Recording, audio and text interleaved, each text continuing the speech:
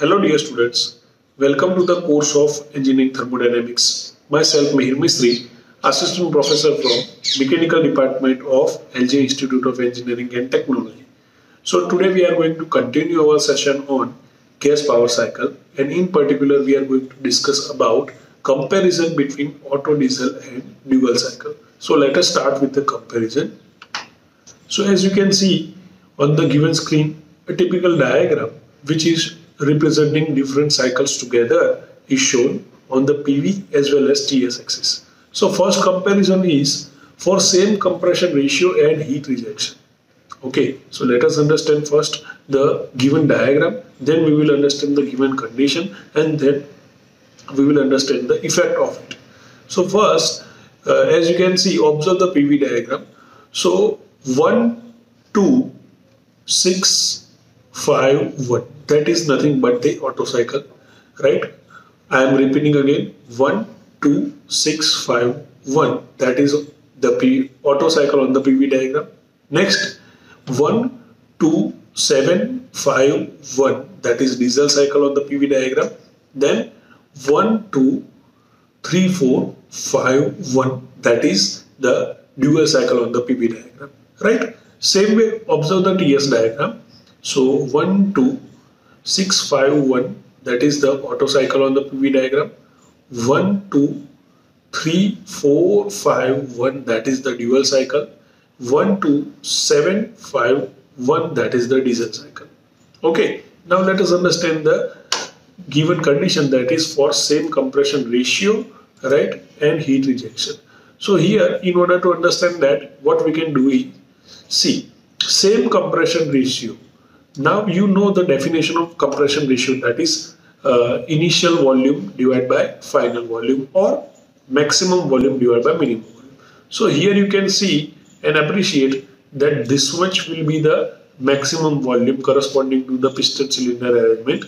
Okay, let us change the color to the red so it will be much more visible. So here you can see this one will be the maximum volume, right, and this much will be the minimum volume corresponding to the given piston cylinder arrangement, right? So you know that compression ratio R is equal to V1 divided by V2, right? So here you can appreciate that whether you are considering the Otto cycle or diesel cycle or dual cycle. So for all these three cycles, this V1 and V2 are remaining same. That means your compression ratio will remain same or unchanged. Okay, so that is the meaning of same compression ratio. Then next is what? Same heat rejection.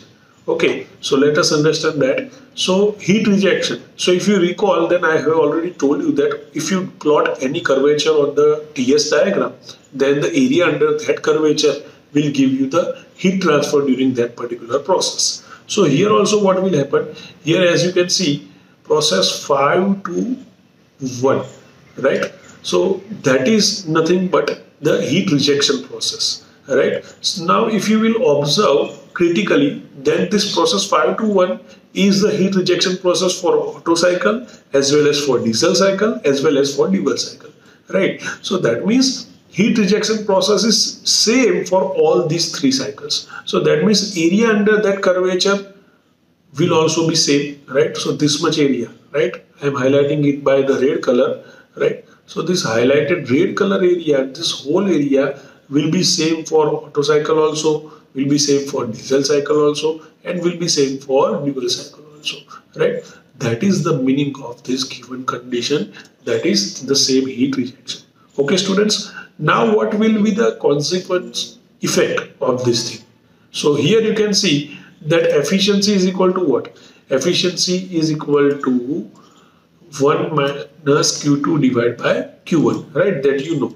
Okay, so efficiency is equal to 1 minus Q2 divided by Q1. So here you can appreciate that Q2 will be heat rejection and Q1 will be heat. Q2 is same, right? So what will be the effect? Let us understand. See, Q2 is fixed for Otto cycle as well as for diesel cycle as well as for dual cycle. So Q2 will be same.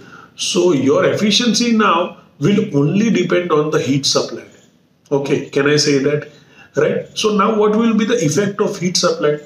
Think logically. If you will increase the heat supply, then this denominator will increase, right? If you will increase this denominator, then this whole term, that is fraction, 1 minus this fraction, so this fraction will decrease, right? And as a result, it is 1 minus this fraction. So as a result, your efficiency will also increase. Okay, so that is how this effect of increasing the heat supply will work. Okay, it will increase the efficiency as well, right? I hope you are clear up to this point, right? So now we are only dependent on the Q1, that is heat supply. So the cycle which is having highest heat supply will be having highest efficiency, and the cycle which is having lowest heat supply will be having the least efficiency. Okay, so let us identify. Now you can identify by yourself, right? So here you can see that, observe the TS diagram. In the TS diagram, process 2 to 6 is the process which is having highest heat supply. Sir, how can you judge that? I can judge that by the area under that curvature. See, area under the process 2 to 6 is highest compared to the area under process 2, 3, 4 and the area under process 2 to 7. Okay, so that means what? The 2 to 6 is associated with Otto cycle. So that means Otto cycle will have the highest efficiency, and 2 to 7 is associated with diesel cycle. So that means the diesel cycle will have the least efficiency because it is having the least heat supply for the given temperature difference. Okay, and the dual cycle will have the intermediate efficiency between the Otto and diesel. Okay, so now here I have written that Q26 will be higher than Q234 will be higher than Q27, and corresponding to that you can write the Otto cycle efficiency will be greater than dual cycle efficiency, and that will be greater than diesel cycle efficiency. Remember the given condition, that is same compression ratio and heat rejection. Okay, now let us move forward. The second condition is very interesting, that is same maximum pressure and temperature and same heat rejection. Okay, so we will first understand the different cycles over here, right? So here you can see 1, 6, 4, 5, 1, right? That is the Otto cycle, right? Then 1, 7, 4, 5, 1, that is the diesel cycle, right? Then 1, 2, 3, 4, 5, 1, that is the dual cycle. Okay, right? Same way, observe the TS diagram. So on the TS diagram, 1, 7, 4, 5, 1, that is the Otto cycle. Pardon, that is the diesel cycle, right? 1, 2, 3, 4, 5, 1, that is the dual cycle, and 1, 6, 4, 5, 1, that is nothing but the Otto cycle. Okay, here you can appreciate that in this diagram, in TS diagram of this second case, all the lines are converging like this at the top point, right? And if you recall the previous diagram, then all the lines were diverging from the point number 2. See here, from here, all the lines were diverging. Okay, and in this case, all the lines are converging at point number 4. Okay, so you have to keep this thing in your mind. Okay, students, now let us move forward. Now here you can see that let us understand maximum pressure, same maximum pressure. Let us understand that condition. So simple. Observe, for all cycles, the maximum pressure is this one, 7, 3 and 4, right? And that is also same, right? So if you can observe that 7, 3 and 4, all these 3 points are associated with different cycle, that is Otto, diesel and dual, right?